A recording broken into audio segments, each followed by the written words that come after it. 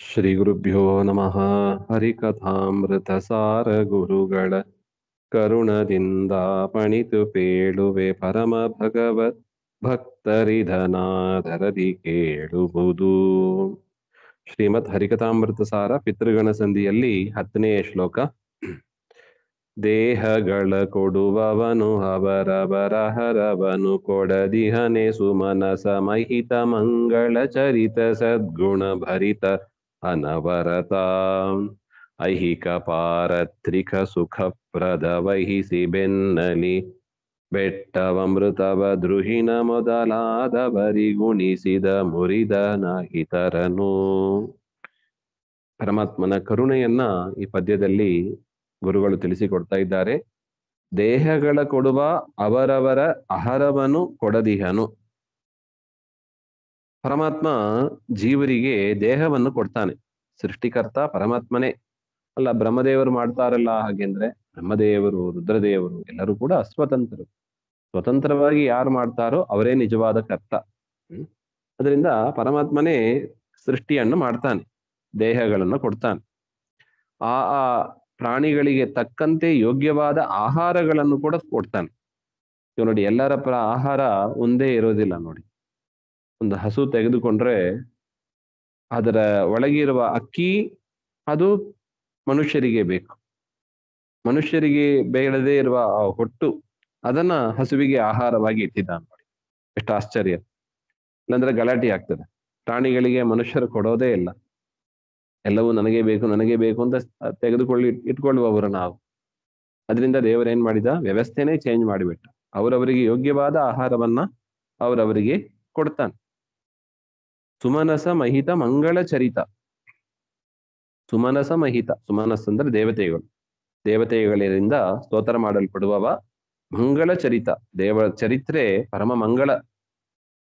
ಅದು ಕೇಳಿದ ನಮಗೂ ಮಂಗಳವನ್ನು ಕೊಡತಕ್ಕದ್ದು. ಅಂತ ಅದ್ಭುತ ಚರಿತ. ಸದ್ಗುಣ ಭರಿತ. ಪರಮಾತ್ಮ ಉತ್ತಮ ಗುಣಗಳಿಂದ ತುಂಬಿದವ. ಕೆಲವರು ನಿರ್ಗುಣ ನಿರಾಕಾರ ಅಂತ ಹೇಳ್ತಾರೆ. ಬ್ರಹ್ಮ ಅಂದ್ರೆ ಗುಣಗಳು ಇಲ್ಲದವ, ಶರೀರ ಇಲ್ಲದವ ಅಂತ ಹೇಳ್ತಾರೆ. ಅದು ಸರಿಯಾದ ವ್ಯಾಖ್ಯಾನ ಅಲ್ಲ. ಪರಮಾತ್ಮ ಸದ್ಗುಣ ಭರಿತ, ಗುಣಗಳಿಂದ ತುಂಬಿದವ, ಅನವರತ, ಎಲ್ಲಾ ಕಾಲದಲ್ಲಿ ಇರುವವನು. ಐಹಿಕ ಪಾರತ್ರಿಕ ಸುಖಪ್ರದ, ಇಹಲೋಕದಲ್ಲೂ ಸುಖವನ್ನು ಕೊಡುವವನು. ದೇಹ ಬಿಟ್ಟ ಮೇಲೆ ಪರಲೋಕದಲ್ಲೂ ಕೂಡ ಸುಖವನ್ನ ಕೊಡುವವನು. ಅಂತ ಪರಮಾತ್ಮ ಬೆನ್ನಲಿ ಬೆಟ್ಟವ ವಹಿಸಿ, ತಾವು ದೇವತೆಗಳು ಅಮೃತ ಮಥನ ಮಾಡುವಾಗ ಆ ಮಂದರ ಪರ್ವತ ಜಾರಿ ಬೀಳುತ್ತದೆ ಅಂತ ಹೇಳಿ ತಾನು ಕೂರ್ಮ ರೂಪ, ಕೂರ್ಮ ಅಂದ್ರೆ ಆಮೆ ರೂಪವನ್ನ ಧರಿಸಿದವನಾಗಿ ಆ ಬೆಟ್ಟವನ್ನ, ಮಂದರ ಪರ್ವತವನ್ನ ಧರಿಸಿ ದೇವತೆಗಳಿಗೆ ಅಮೃತವನ್ನು ಕೊಟ್ಟ. ನಾವಾಗಿದ್ರೆ ಬೈತೀವಿ, ನನ್ನ ಮೇಲೆ ಸುಮ್ಮನೆ ಇಷ್ಟು ದೊಡ್ಡ ಭಾರವನ್ನು ಇಟ್ಟು ಬಿಟ್ರಿ ಹಾಗೆ ಅಂತ. ಆದ್ರೆ ದೇವರು ನೋಡಿ, ಬೆಟ್ಟವನ್ನೇ ಬೆನ್ನ ಮೇಲೆ ಇಟ್ಟರೂ ಕೂಡ ದೇವರಿಗೆ ಅದರಿಂದ ಏನು ಆಗೋದಿಲ್ಲ. ಆದರೂ ಅದಕ್ಕೆ ವಾಪಸ್ಸಾಗಿ ದೇವರು ದೇವತೆಗಳಿಗೆ ಅನುಗ್ರಹವನ್ನೇ ಮಾಡಿ, ಇಂದ್ರಾದಿ ದೇವತೆಗಳಿಗೆ ಅಹಿತರನ ದೈತ್ಯರನ್ನು ಅವನು ಸಂಹಾರ ಮಾಡಿದ ಅಂತ ಹೇಳ್ತಾರೆ. ಇಂದಿಗೂ ಕೂಡ ದೇವರು ಭಕ್ತರನ್ನ ರಕ್ಷಣೆ ಮಾಡ್ತಾನೆ, ಭಕ್ತರಲ್ಲದ ದ್ವೇಷಿಗಳನ್ನ ಸಂಹಾರ ಮಾಡ್ತಾನೆ ಅಂತ ಒಟ್ಟು. ಅವರವರ ಯೋಗ್ಯತೆ ತಕ್ಕಂತೆ ಮಾಡ್ತಾನೆ.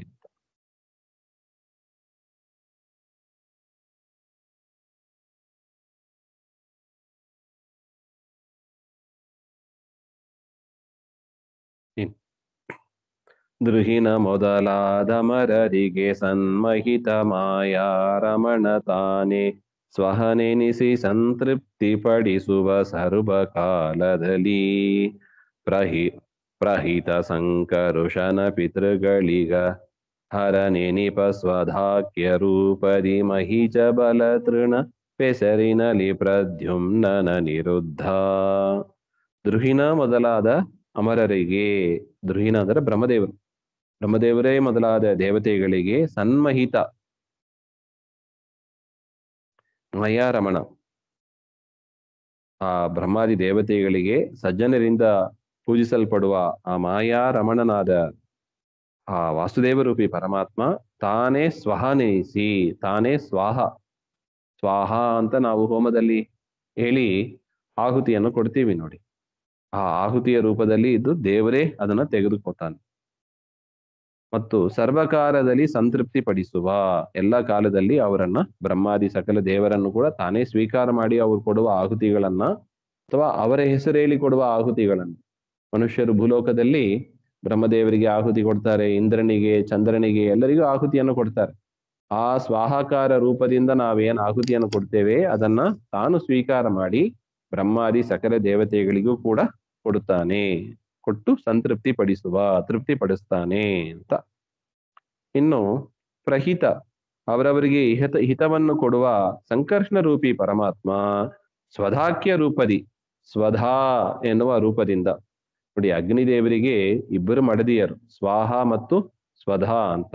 ಯಜ್ಞ ಮಾಡುವಾಗ ಸ್ವಾಹಾಕಾರ ಹೇಳಿ ಅಗ್ನಿಯಲ್ಲಿ ಆಹುತಿ ಮಾಡಿದರೆ ಅಗ್ನಿ ಒಳಗಿದ್ದು ಪರಮಾತ್ಮ ಅದನ್ನು ಸ್ವೀಕಾರ ಮಾಡ್ತಾನೆ.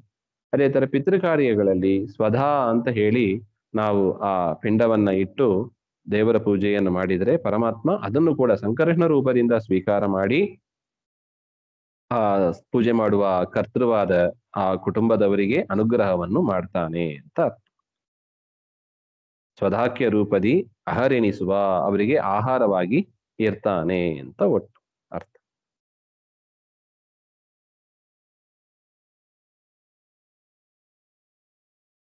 ಇದಕ್ಕೆ ಇನ್ನು ಪ್ರದ್ಯುಮ್ನ ಅನಿರುದ್ಧ ಎರಡು ಇದೆ, ಅದನ್ನ ಮುಂದಿನ ಶ್ಲೋಕದ ಜೊತೆಗೆ ಸೇರಿ ಅರ್ಥ ಮಾಡಬೇಕು ಅಂತ. ಅನ್ನ ನೆನಿಸುವ ನೃಪಶುಗಳಿಗೆ ಹಿರಣ್ಯ ಗರ್ಭಾಂಡದೊಳು ಸಂತತದನ್ನ ನೀಪರಿಂದು ಪಾಸನಗೈವ ಭಕುತರನ ಬನ್ನ ಬಡಿಸದೆ ಭವ ಸಮುದ್ರ ಮಹೋನ್ನದಿಯ ದಾಟಿಸಿ ಚತುರವಿಧ ಅನ್ನಮಯನಾತ್ಮ ಪ್ರದರ್ಶನ ಸುಖವನೀವ ಹರಿ. ಇನ್ನು ದವಸ ಧಾನ್ಯಗಳು, ಹಣ್ಣುಗಳು, ಇವುಗಳಲ್ಲಿ ಪ್ರದ್ಯುಮ್ನ, ಅನಿರುದ್ಧ. ಧಾನ್ಯಗಳಲ್ಲಿ ಪ್ರದ್ಯುಮ್ನ, ಹಣ್ಣುಗಳಲ್ಲಿ ಅನಿರುದ್ಧ ಅಂತ ರೂಪವನ್ನ ಧರಿಸಿ ತಾನೇ ಆಹಾರವಾಗಿ ಇರ್ತಾನೆ ಅಂತ ಅಲ್ಲಿ ಹಿಂದಿನ ಪದ್ಯದ ಜೊತೆಗೆ ಅನ್ವಯ ಆಗ್ತದೆ. ಅದಾದ ಮೇಲೆ ಹಿರಣ್ಯ ಗರ್ಭಾಂಡದೊಳು, ಈ ಬ್ರಹ್ಮಾಂಡದಲ್ಲಿ ನೃ ಪಶುಗಳಿಗೆ ಅನ್ನ ನೆನಿಸುವ ಮನುಷ್ಯರಿಗೂ ಮತ್ತು